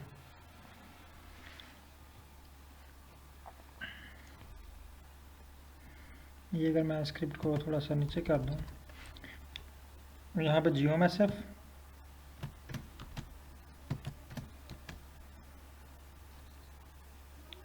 यहाँ पे हम डेटा इक्वल, यहाँ पे हम अगर पंजाब करते हैं, देखें क्या होता है।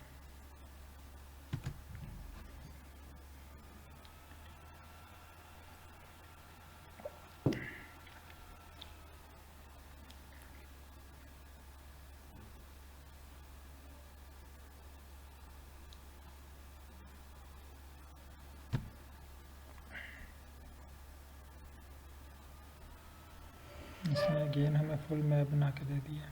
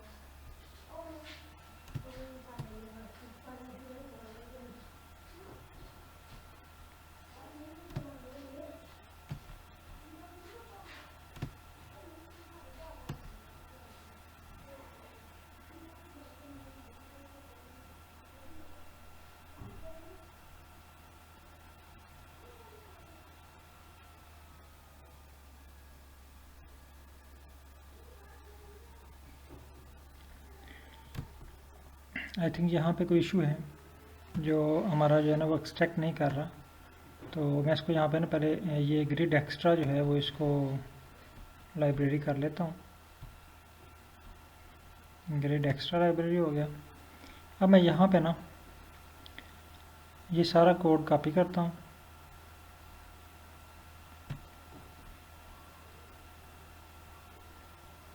बल्कि हम इसमें ना एक और वे यूज़ करते हैं।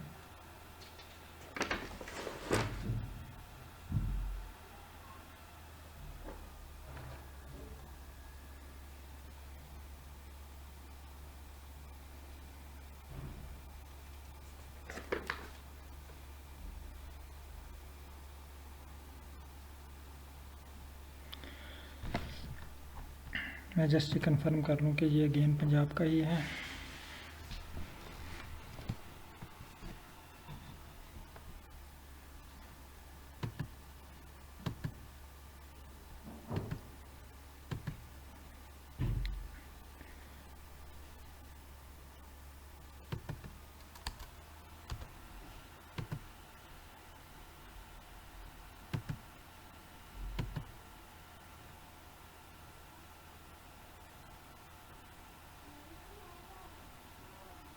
अब भी यही आ रहा है।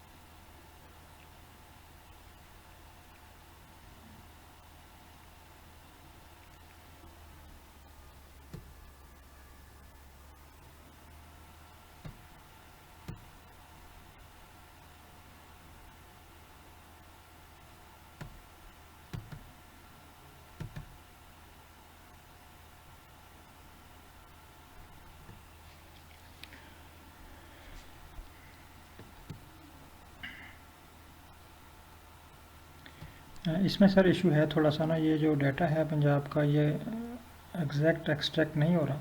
ये देखिए अभी जस्ट एक इसका आ गया है, ठीक है। पहले इसके 2 कॉलम्स आ रहे थे, तो इसमें थोड़ा सा इशू है। मुझे ये फ़ाइल एक दफ़ा डिटेल से चेक कर लेने दें, तो फिर हम इसको जो है ना वो नेक्स्ट क्लास में यहीं से कंटिन्यू करेंगे। यहाँ पे ये देखें पहले 2 कॉलम्स थे, अब 1 कॉलम है, तो इसमें डाटा एक्सट्रैक्शन में इशू आ रहा है। तो ये मुझे थोड़ा सा इस पर ना एक दफ़ा इसको पूरे कोड को रीड करके और फाइल को रीड करके देख लें कि डाटा सेट जो हमने इंपोर्ट किया है उसमें कोई इशू तो नहीं है। तो बहरहाल इसको हम जो है ना वो कल जो परसों की हमारी क्लास होगी ना उसमें यहीं से हम कंटिन्यू करेंगे, ताकि ये मैं कंफर्म कर लूँ कि डाटा सेट जो है वो ओके है, इसमें कोई छोटी मोटा एरर तो नहीं है जिस वजह से हमारा जो है ना, क्योंकि यहाँ पे हमारे पास ये जनरेट हो गया है।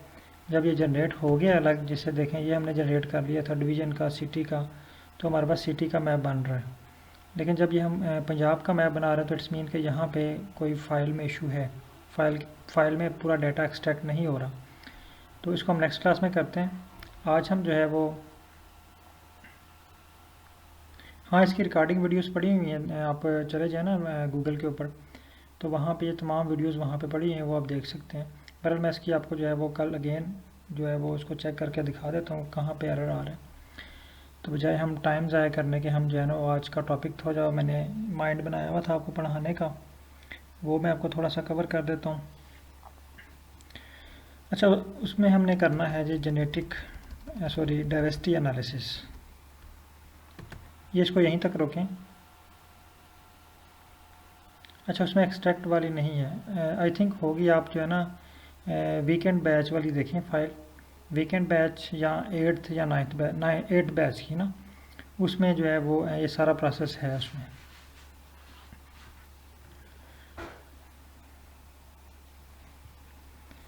8th बैच की या 9th बैच की वीडियो अगर आप देखें तो वहाँ पे ये एक्सट्रैक्शन वाली आपको मिल जाएगी। बहरहाल परेशान नहीं होना, मैं इंशाल्लाह आपको जो है वो नेक्स्ट क्लास में ये एक्सट्रैक्शन वाली करवाता हूँ। अच्छा, आज का जो था हमारा वो था जेनेटिक आ जाता है डाइवर्सिटी एनालिसिस।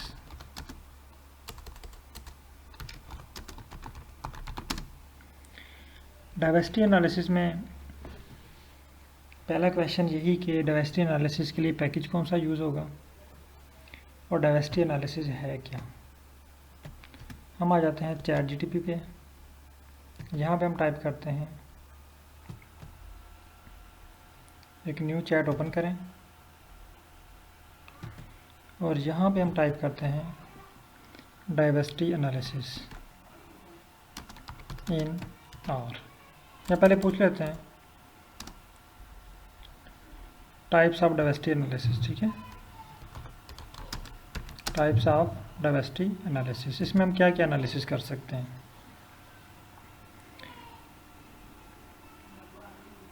ये देखें जी, सबसे पहले यानी पूरी डाइवर्सिटी एनालिसिस की लिस्ट हमारे पास आ गई है जो हम इकोलॉजिकल डाटा सेट के ऊपर अप्लाई कर सकते हैं।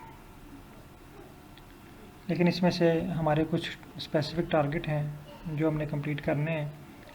लाइक सबसे पहले हमारे पास आ गया स्पीशीज़ डाइवर्सिटी, जेनेटिक डाइवर्सिटी, फिर इकोलॉजिकल डाइवर्सिटी, फिर cultural diversity, functional diversity, occupational diversity, demographic diversity, language diversity है, जेंडर डाइवर्सिटी है, स्पेशल डाइवर्सिटी। तो हमने जस्ट आ जाना है अभी यहाँ पे ना स्पीशीज़ डाइवर्सिटी। तो हम ये डिटेल से पूछते हैं type of species diversity analysis, types of species diversity analysis. यहाँ पे कौन कौन से टाइप के एनालिसिस हैं।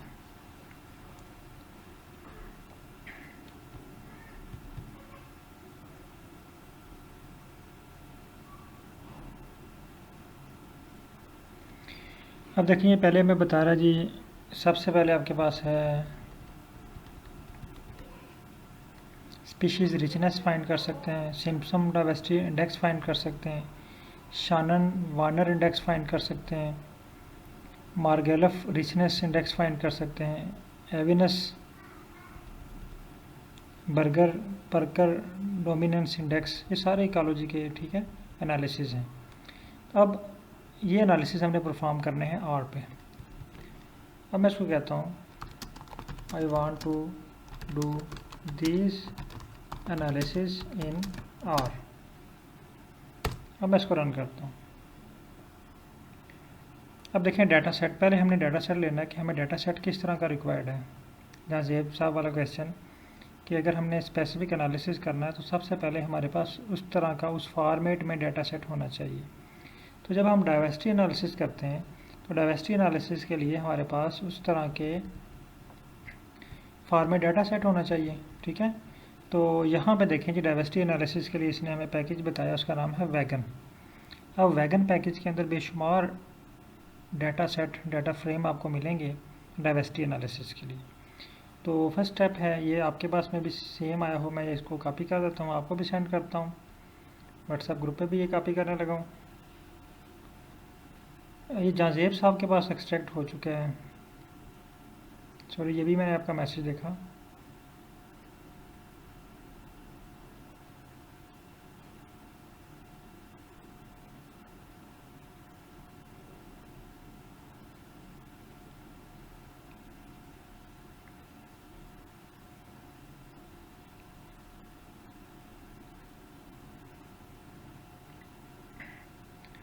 जाजेब साहब, ये काइंडली आपने उस स्क्रिप्ट को रन करके कंप्लीट किया है।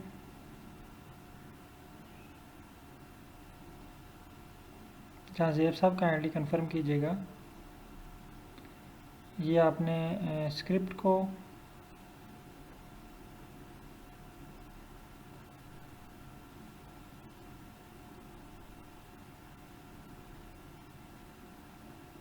जाजेब साहब ने एक्सट्रैक्ट किया है।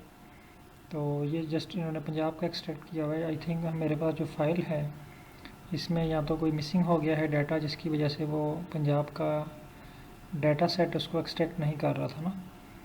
लेकिन ये जहाँ ज़ेब साहब के पास सेम स्क्रिप्ट सेम कोड से ये एक्सट्रैक्ट हो चुके हैं। अच्छा बहरहाल ये मैंने ना कोड यहाँ पे पेस्ट किया है। एक तो आपने ये पैकेज इंस्टॉल कर लें,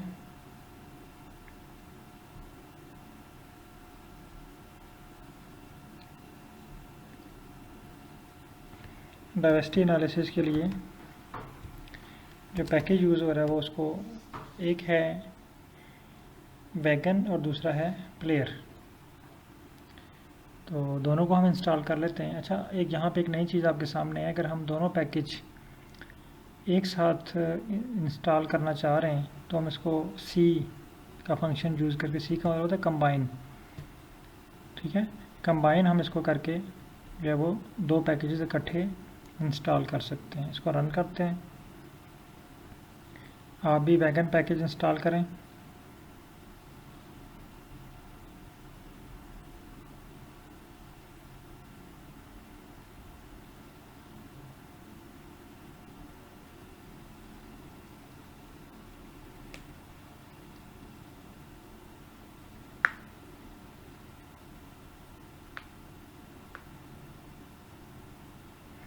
मेरे पास जो है वो वैगन और प्लेयर दोनों पैकेज सक्सेसफुली अनपैक हो चुके हैं, तो काइंडली आप भी जल्दी से इसको अनपैक कर लें, इंस्टॉल कर लें।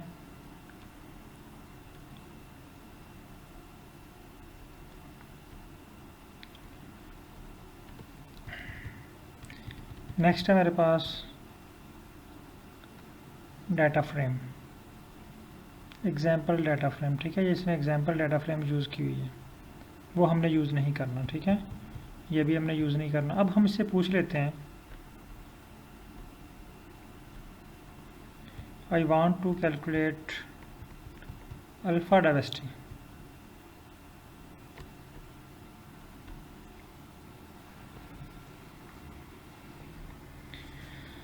यहाँ मैं पहले से टाइप मैंने पूछी थी, मैंने इसने टाइप मुझे बता दी, अल्फ़ा डाइवर्सिटी, बीटा डाइवर्सिटी, फिर स्पीशीज़ रिचनेस, एविनेस, ये चीज़ें इसने बताई कि शानन डाइवर्सिटी ये फाइंड कर सकते हैं ना। अब मैं इसे पूछता हूँ कि डाटा सेट है इसके पास, is there any data set for species diversity analysis. ये इसके लिए जो डाटा सेट होता है उसे कहते हैं अकोरेंस डाटा और अकोरेंस डाटा, ठीक है, ये डाटा सेट होता है। ये इकोलॉजी में भी यूज़ होता है, बॉटनी में भी यूज़ होता है, और ज़ूलॉजी वाले भी इसको यूज़ करते हैं, और भी बायोलॉजी से रिलेटेड जो फील्ड हैं वो अकोरेंस डाटा में होता है प्रेजेंस एंड एब्सेंस, ये दो चीज़ें नोट की जाती हैं। तो डाइवर्सिटी एनालिसिस के लिए ये डाटा हमारे पास होना ज़रूरी है, अकोरेंस डाटा। तो हम इसे पूछ लेते हैं, तो ये देखें क्या बताता है हमें। वैगन में जो यूज़ हो रहे हैं ना उसे कहते हैं BCI डाटा सेट है, और एक ड्यून डाटा सेट है, ठीक है। ये ड्यून डाटा सेट की इसने एग्जांपल दे दी है, और दूसरा इसने हाँ दोनों बता दिए, यानी एक BCI डाटा सेट है और एक ड्यून डाटा सेट है। BCI डाटा सेट और ड्यून डाटा सेट, दोनों डाटा सेट के ऊपर हम डाइवर्सिटी एनालिसिस परफॉर्म कर सकते हैं। अब हमने वैगन पैकेज इंस्टॉल कर लिया है। ये BCI डाटा सेट आप तब ही देख सकेंगे जब आपके पास वैगन पैकेज होगा, क्योंकि डाइवर्सिटी एनालिसिस सारे वैगन पैकेज पे होते हैं। जिस तरह मॉलिक्यूलर बायोलॉजी के जो एनालिसिस हैं वो बायो कंडक्टर पे होते हैं, बायो कंडक्टर में आपको आपके पास सेम इसी तरह प्रैक्टिस के लिए फ़ाइल्स अवेलेबल होती हैं, फॉर्मेट के लिए फ़ाइल्स अवेलेबल होती हैं, सेम इसी तरह वैगन पैकेज में भी तमाम फाइल्स जो हैं वो अवेलेबल होती हैं। मैं यहाँ पर लिखता हूँ डाटा BCI। अगर ये आपने वैगन को एक्टिवेट किया तो फिर आपको शो होगा। भी देखिए मैंने वैगन को ना लाइब्रेरी नहीं किया, मैं इसको रन करता हूँ, ये कहता है जी data set BCI not found, data set BCI not found. इसका मतलब ये है कि इसके पास ये डाटा सेट नहीं है ना। फिर हम क्या करें,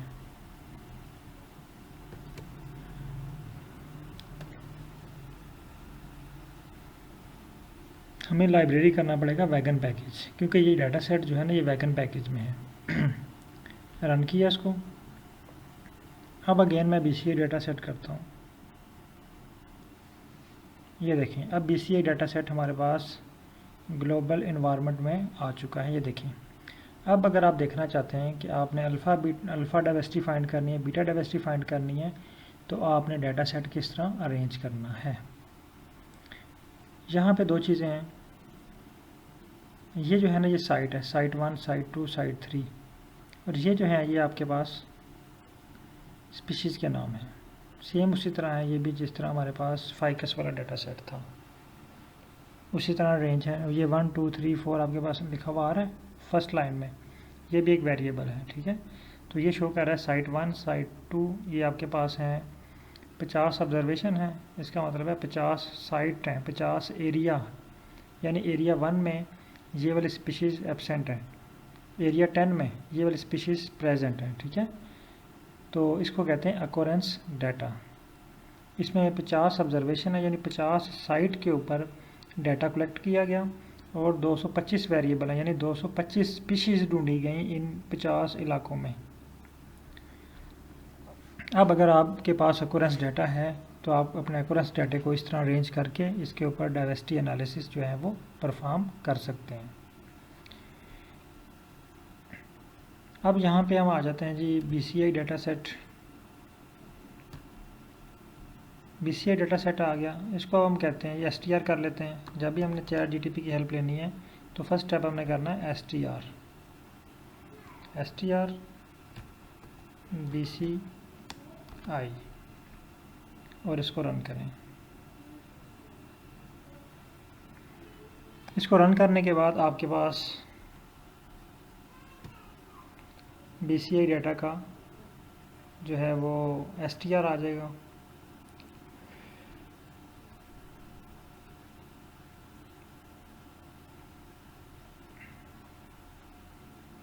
STR को कॉपी करें और ले आए ChatGPT पे। यहाँ पे टाइप करें इसको, और अब इसको बताएं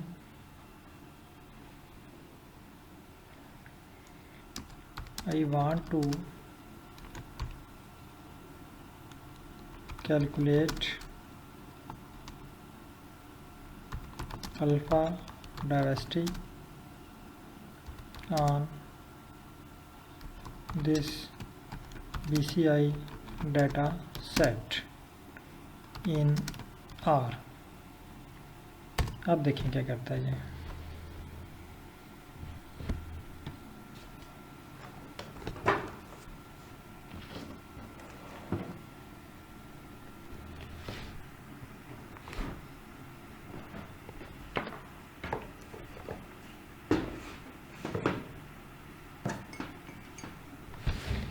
अब देखिए अल्फ़ा डाइवर्सिटी में बहुत सारी चीज़ें हैं। ये सारी चीज़ें जो इसने मैं बताई है ना ये अल्फ़ा डाइवर्सिटी में है, ठीक है। ये भी देखें ऊपर ये कह रहा है to calculate the alpha diversity and the BCA data set in R you can use various diversity indices such as species richness, Shannon Wiener index, Simpson diversity index. यानी ये 3-4 चीज़ें इसने दे दी हैं कि अगर आप अल्फ़ा डाइवर्सिटी चेक करना चाहते हैं तो आप ये वाली एनालिसिस आपको करने होंगे।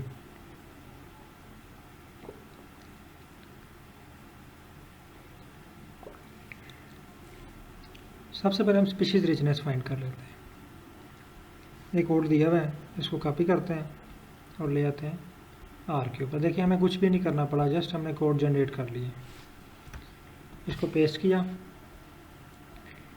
अब ये हमें पढ़ना आ गया, ये अप्लाई करना है, इस पर हमने स्पीशीज़ रिचनेस फाइंड करनी है। तो उसके लिए जो फार्मूला यूज़ हो रहा है ना अप्लाई, ये फंक्शन है, ठीक है। ये वैगन पैकेज है, ये उसका फंक्शन है। हम इसको रन करते हैं, स्क्रिप्ट हमारा रन हो गया। अब इसके रिज़ल्ट्स देख लेते हैं। ये देखें जी, ये हमारे पास स्पीशीज़ रिचनेस के रिज़ल्ट्स आ गए। अब हम इसको ड्रा करना चाह रहे हैं प्लॉट, इनके प्लॉट भी ड्रा करना चाह रहे हैं सर, ठीक है। ये एनालिसिस तो हो जाएंगे। मैं यहाँ पे इसको लिखता हूँ, please also draw their plots. इनके प्लॉट भी जो है वो ड्रा करें।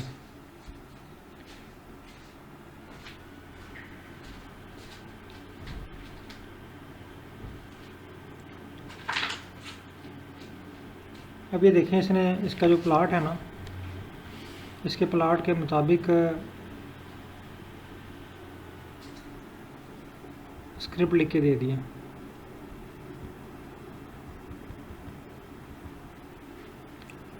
इस स्क्रिप्ट को कॉपी करना है, ये मैं आपको भी सेंड करता हूँ, अभी मैं आपको रन करके चेक करवाता हूँ।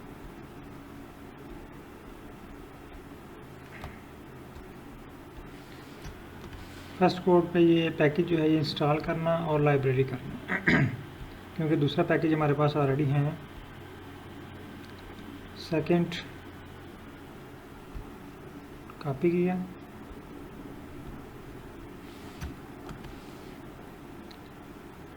अब ये रिचनेस के ऊपर, ठीक है, यानी स्पीशीज रिचनेस फाइंड करके उसके ऊपर ये जो है प्लॉट हमारा ड्रा होगा।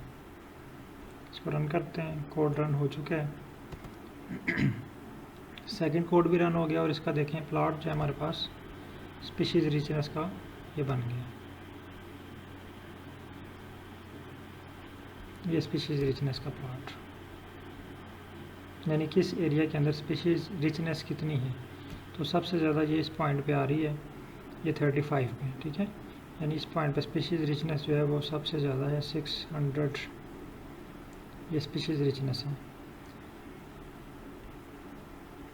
अब हम नेक्स्ट कोड रन करके चेक कर लेते हैं। शानन वानन इंडेक्स, ठीक है, इसको कॉपी करते हैं। कॉपी करने के बाद यहाँ पे आर पे पेस्ट करते हैं। अब यहाँ पे देखें जी शानन इंडेक्स का फार्मूला हमारे पास आ गया। इसको रन किया, ये कह रहा है जी Shannon index not found. It's mean कि हमने इसका स्क्रिप्ट अभी रन नहीं किया। तो इसका स्क्रिप्ट इसने ऊपर जो जनरेट करके दिया था, पहले हमने वो रन करना है, फिर हमने इसका प्लॉट ड्रा करना है। ये है हमारे पास शानन वानन इंडेक्स का स्क्रिप्ट। इसको कॉपी किया, यहाँ पे हम इसको पहले रन कर लेते हैं।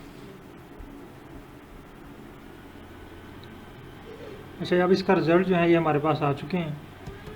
अब इसको हेड करके चेक कर लें, ये नीचे आ गए हैं रिज़ल्ट्स, ये देखें, ठीक है। अब इसको नेक्स्ट रन करते हैं और ये प्लॉट बन गया, ये देखिए, ठीक है। ये शानन इंडेक्स का प्लॉट क्रिएट हो गया। या बार प्लॉट भी बना सकते हैं, ये लाइन प्लॉट क्रिएट हुआ है, इसका आप कोई और प्लॉट भी बना सकते हैं। यहाँ पे ये देखें जियोम लाइन है, तो इसलिए ये लाइन प्लॉट बना है। यहाँ पे जियोम बार है ऊपर, ये देखें। यहाँ पे अगर आप जियोम लाइन करेंगे तो आपका वो वाला प्लॉट भी इस लाइन में कन्वर्ट हो जाएगा। नेक्स्ट हमारे पास स्पीशीज सिम्पसन डाइवर्सिटी। तो इसके लिए हम पहले ये रन कर लेते हैं स्क्रिप्ट। इसको कॉपी करते हैं और इसको रन करें और सेकंड कोड को रन करें। अब अगेन आ जाएं प्लॉट वाले स्क्रिप्ट के ऊपर। या जो आपने जस्ट इसको व्यू करना है या आपने खुद इसको परफॉर्म करना है, ये असाइनमेंट होगी आपकी। ये आपने सारा एनालिसिस अब आपने खुद परफॉर्म करने हैं। होप कि आपको इसका आइडिया जो है वो मिल गया होगा। अब ये नीचे प्लॉट के लिए डाटा दिया हुआ, सारा स्क्रिप्ट दिया हुआ। स्क्रिप्ट भी मैं आपके साथ शेयर कर देता हूँ। ये देखिए, इसको रन किया। अब ये भी लाइन प्लॉट है हमारे पास, ठीक है, सिम्पसन इंडेक्स का।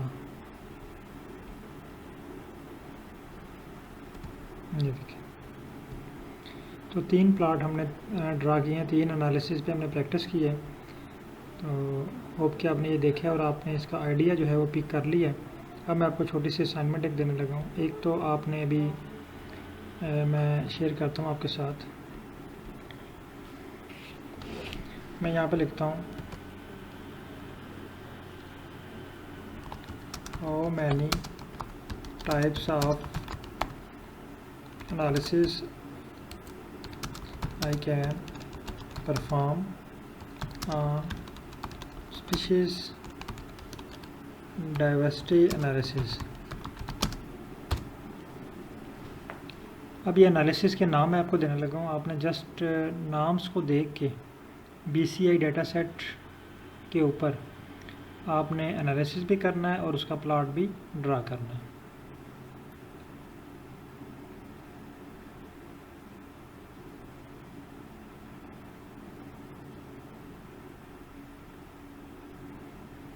ये सारी चीज़ें जो आ रही हैं मेरे पास, ये भी मैं आपको शेयर करने लगा हूँ। ये सारी चीज़ों के ऊपर आपने इसका एनालिसिस भी करना है और इसका प्लॉट भी ड्रा करके ग्रुप में शेयर करना है।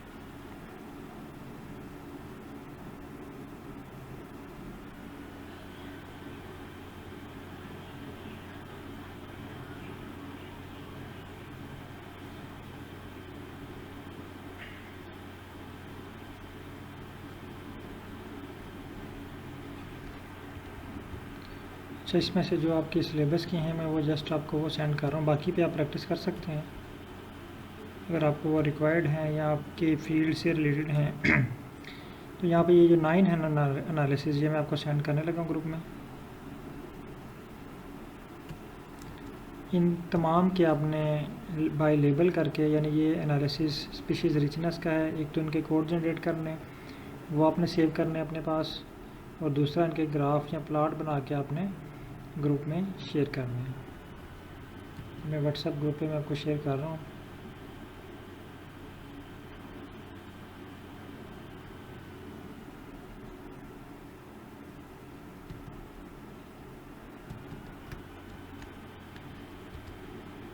ये व्हाट्सएप ग्रुप में आपके पास लिस्ट ओपन हुई है, तो अभी जस्ट आपके पास 15 मिनट हैं। 15 मिनट में आपने ये सारे एनालिसिस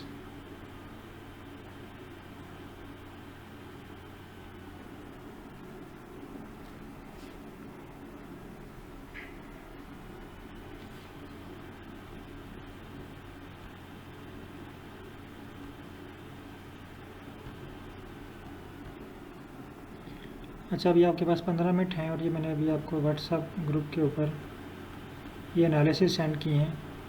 ये एनालिसिस आपने ये 15 मिनट में, ठीक है, ये कंप्लीट करने हैं और बना के ग्रुप में शेयर करने हैं।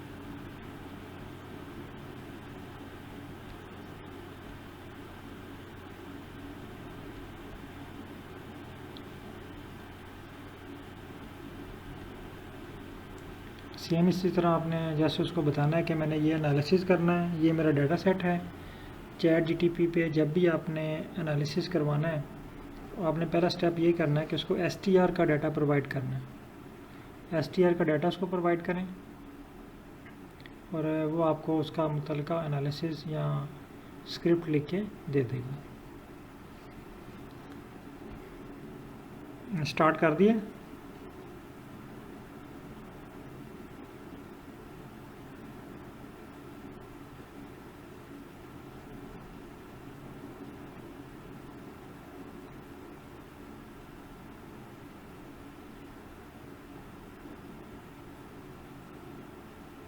तमाम पार्टिसिपेंट का ये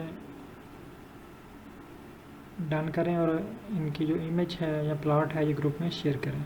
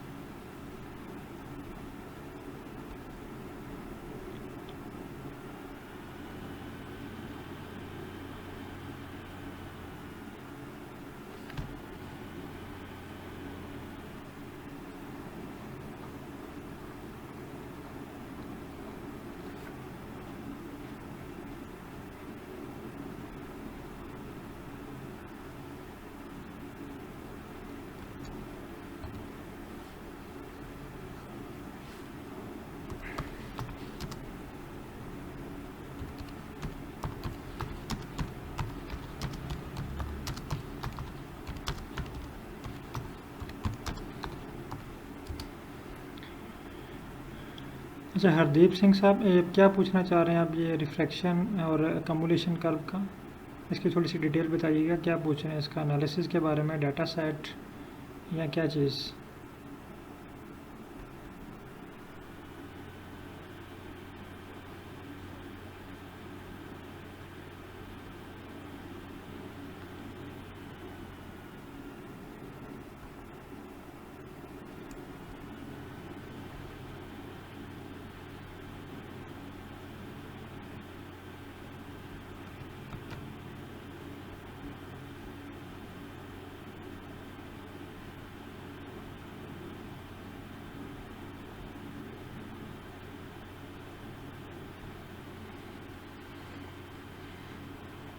चलिए, तमाम पार्टिसिपेंट जो है ना ये कंप्लीट करके इसको ग्रुप में शेयर करें, और अगर आपका कोई क्वेश्चन है तो आप व्हाट्सएप ग्रुप पे पूछ सकते हैं।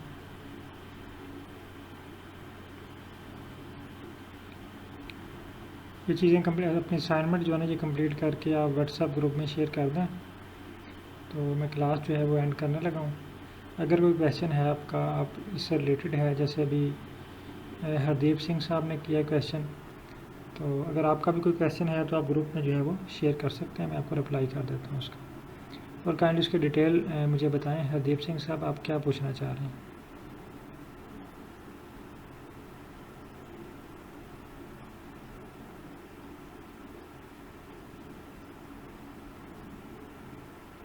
आप लोग इसकी प्रैक्टिस करें, और मैं क्लास एंड कर रहा हूँ।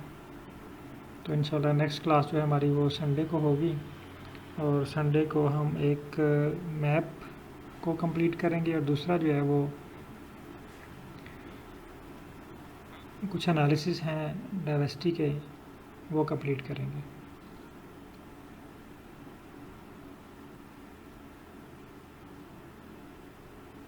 ओके सर, बहुत शुक्रिया, अल्लाह हाफिज़।